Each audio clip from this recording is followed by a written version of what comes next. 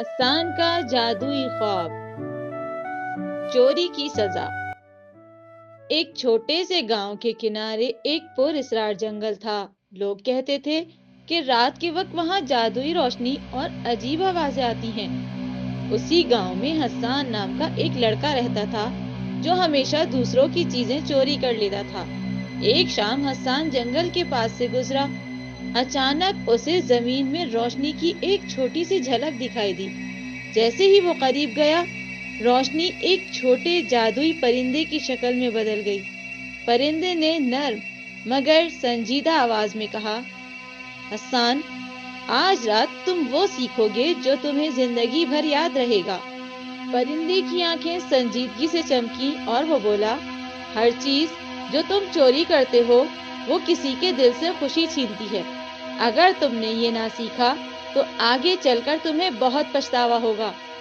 اچانک حسان نے خود کو جنگل میں ایک بڑے آئینے کے سامنے پایا۔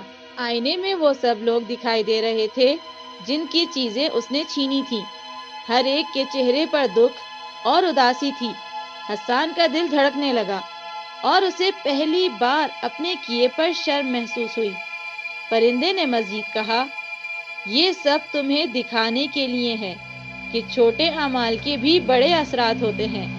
اب فیصلہ تمہارے ہاتھ میں ہے، کیا تم اپنی غلطیوں کو مانو گے؟ حسان نے جھک کر کہا، ہاں، میں نے غلط کیا، میں سب واپس کر دوں گا اور کبھی کسی کی چیز چوری نہیں کروں گا۔